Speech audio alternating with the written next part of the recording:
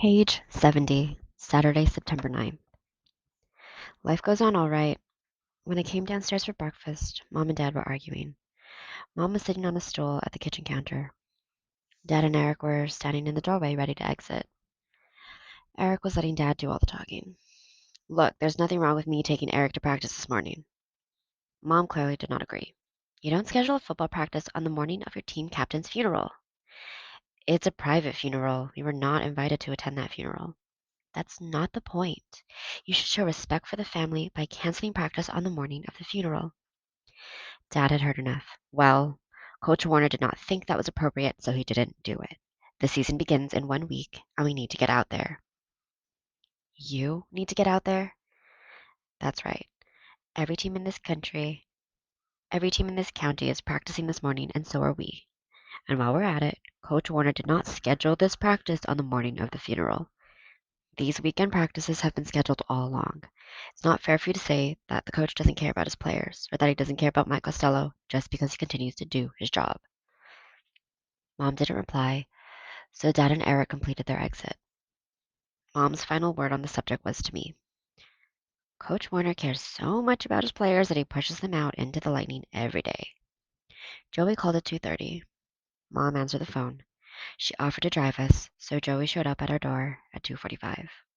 Mom asked him how the services went. He said, fine. And that was that. We didn't talk about it again. Life went on. We got into Mom's car and drove to the carnival. I was curious to finally see the town of Tangerine. In the time we've lived here, we've driven in every direction but this one. We've gone west to the supermarket, south to the mall, north to the schools, but never east to the town. As we headed up Route 89, Joey said, my dad told me that this all used to be tangerine groves as far as the eye could see. It was the tangerine capital of the world. Mom turned off the highway at Route 22 and drove east through the citrus groves. The air was filled with a remarkable scent. Joey said, what is that smell? That's gross. I said, you're crazy. I love that smell. That's the citrus. Something is in bloom now, huh, Mom? Mom said, I don't know, honey. We drove for another mile. We passed a cluster of lime green houses made out of cement block. I said, check out that color, Mom. You'd better notify the architectural committee. Mom was not amused. This isn't a development, Paul. Then how come the houses are all the same color? Mom thought about that and replied, maybe you're right. Maybe this is some kind of early development. Maybe the owners of the packing plant built those houses for the workers. The migrant workers? No, I don't think so. The migrant workers would come and pick fruit for a few weeks and then move on. But there must have been permanent workers, citrus packers who lived here year round. Like Joy was saying, this used to be the tangerine capital of the world. Now the tangerine industry is dead. Look, over there. That's the old packing plant. It was strange to see an old packing plant, to see an old anything, but it was also comforting to hear that something around here has a history, that something actually belongs here. It makes sense. I can see how it worked. The citrus packers walked from those lime green cement block houses into that packing plant, that huge and magnificent structure. It must have been built red brick by red brick to be the most magnificent building the workers had ever seen, like a European cathedral. So why did it stop working? When did it all go wrong? Whose fault was it? Maybe the people from the lime greenhouses just got tired of walking into this building every morning. Maybe they stopped seeing how magnificent it was. And now it's gone. It's all over. Someplace else is now the tangerine capital of the world. We didn't see much else of the town, because suddenly, right in front of us, were the rides and tents of the carnival. Low rent was a compliment for this thing. It was set up in a big field of dirt next to a sign that read, Tangerine Flea Market every Sunday. Mom dropped us off in the parking lot, which was another field of dirt across the road. She said, are you boys sure you want to get out here? Yeah, Joey laughed. Maybe he thought Mom was kidding. Mom sighed.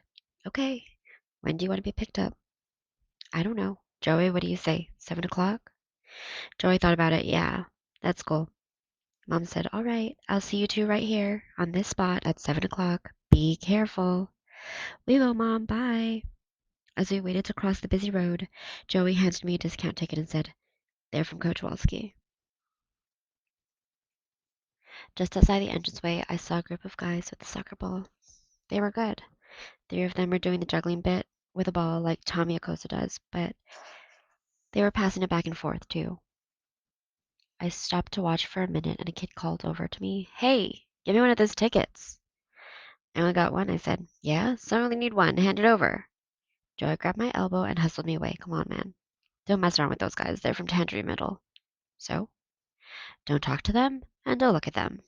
We handed over our tickets and passed through a turnstile. They have gangs in Tangerine Middle School. They have kids with guns, man. Real gangsters. Some of them have AK-47s. No way. Hey, don't believe me? Just don't mess with them, 'cause I ain't bailing you out.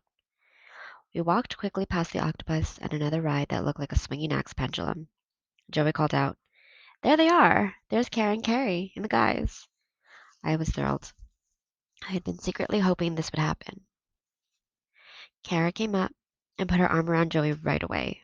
Unfortunately, nobody, Carrie included, paid much attention to me.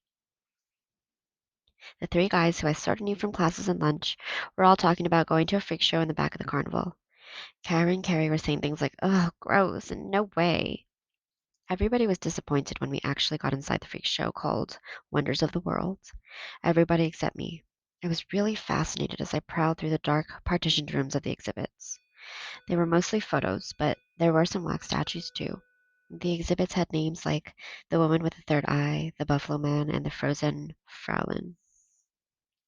I lost the rest of the group when I stopped to read about the boy who never grew.